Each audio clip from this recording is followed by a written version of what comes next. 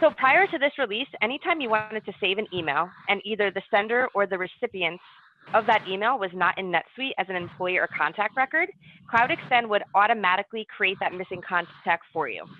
It's important to understand why we had to do this and why we had to create these contacts to begin with. And that is because NetSuite simply requires that attached emails have a matching sender or recipient in NetSuite.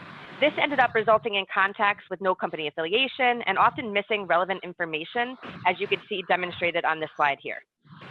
So we had several feature requests from customers to have more control over how these features were created. And because of that, we now give you the option to override the auto creation of contacts.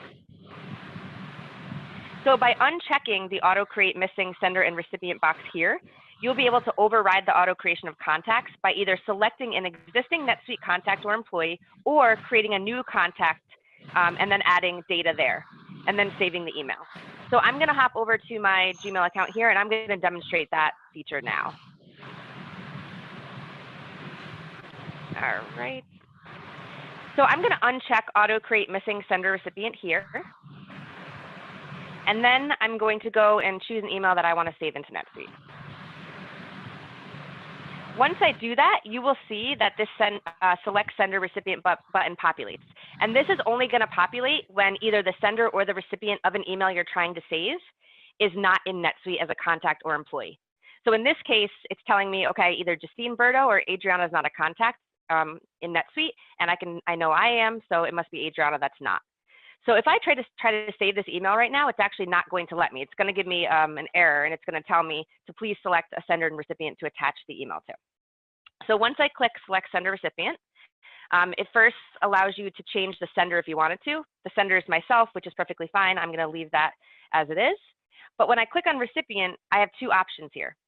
If I simply just want to save the email and not create a contact for Adriana, I can assign the recipient to another record so that I can save the email successfully, because at that point, both the sender and the recipient will be in NetSuite. And we provide those suggested records here to choose from.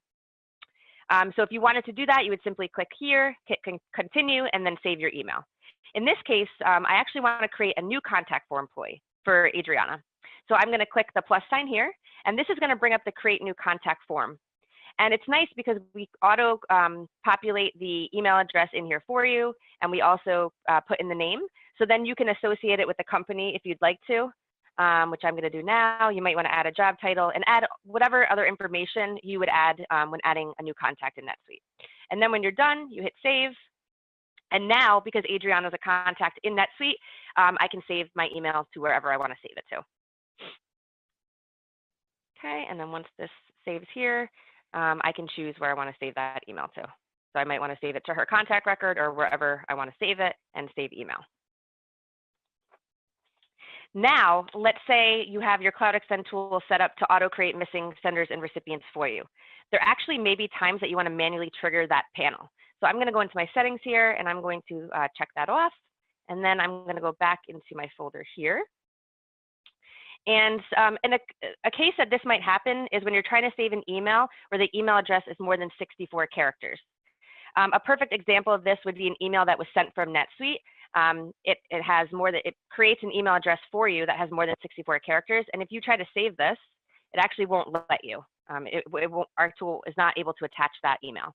So in this case, you might want to manually trigger the panel by clicking on this button here, choose your sender, and then choose your recipient, and then continue and save the email.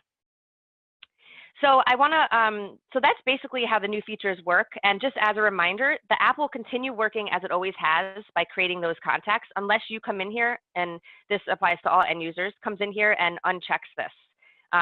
Otherwise, it will just continue as it always has in the past.